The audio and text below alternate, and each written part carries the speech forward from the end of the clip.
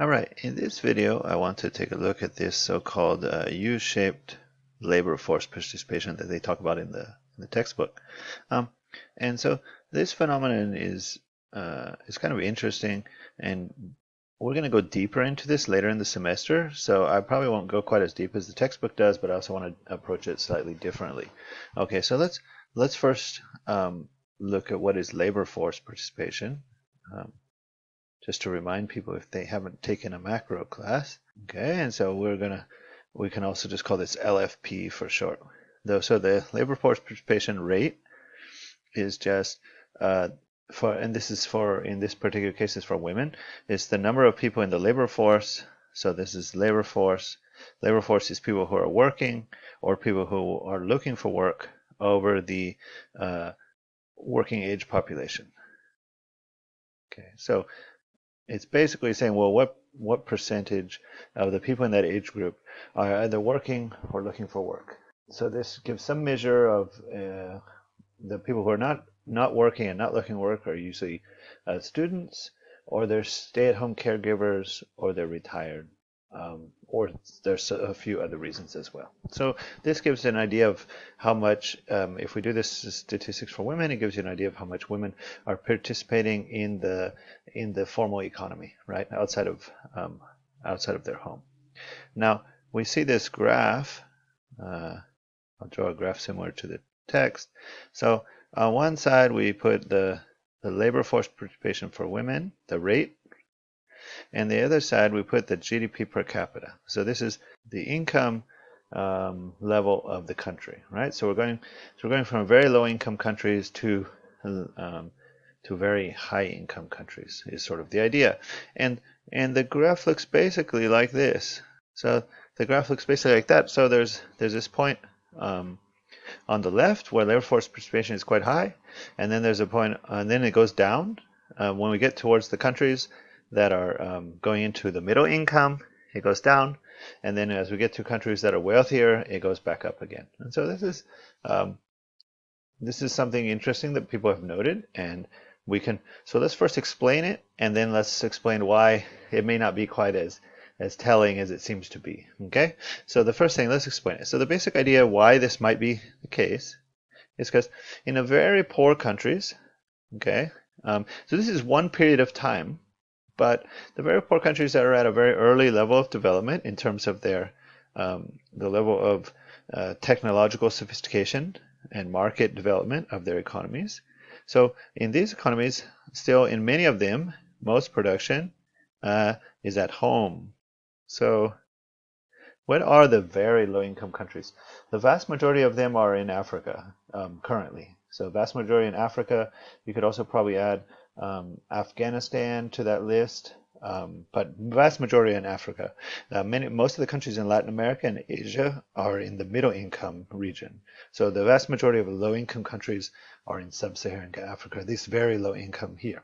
Okay, so the second thing, so most production happens at home, and a lot of the home production is agriculture, right? So in most societies, not all, but most, depends a little bit on their production technology, that women are heavily involved in most of these societies, women are heavily involved in ag. They're heavily involved in agriculture. So they are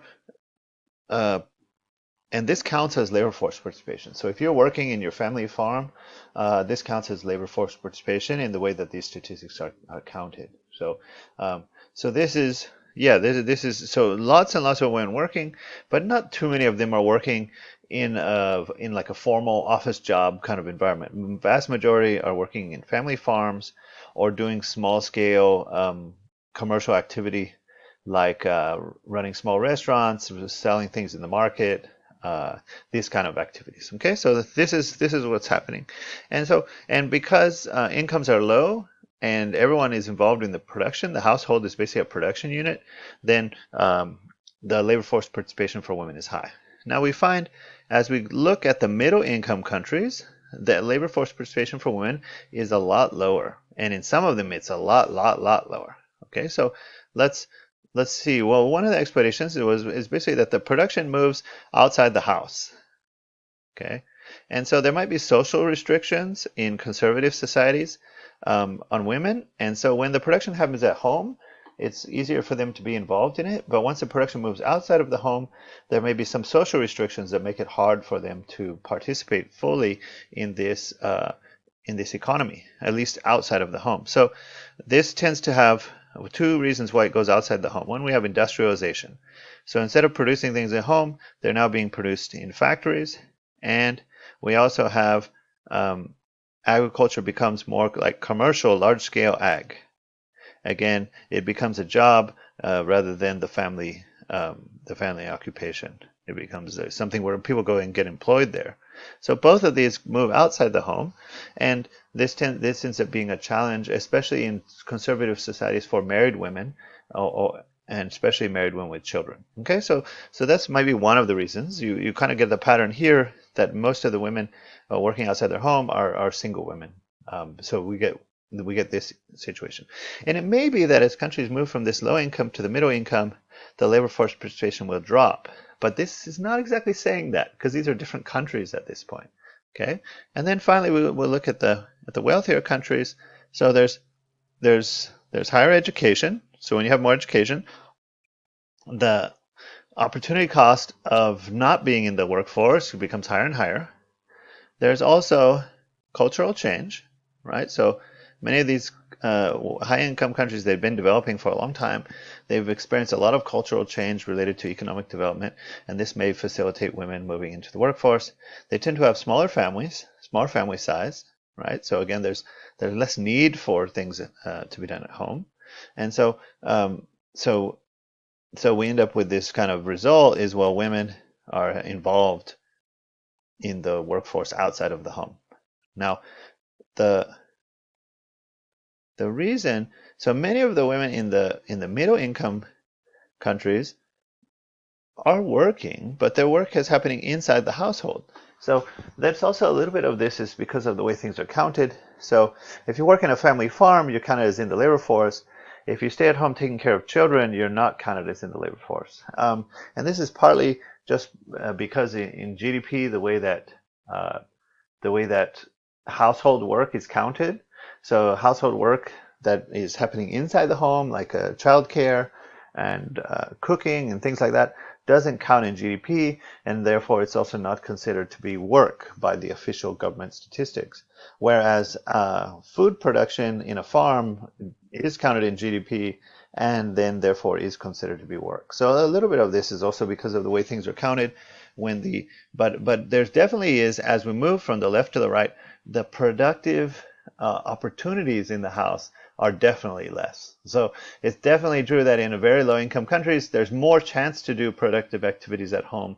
And as you get to, especially as you get to urban societies, there's much less chance to do productive activities home. There's just less availability of these productive activities, partly because there's smaller families and partly because people don't have the land and animals in order to be so productive at home.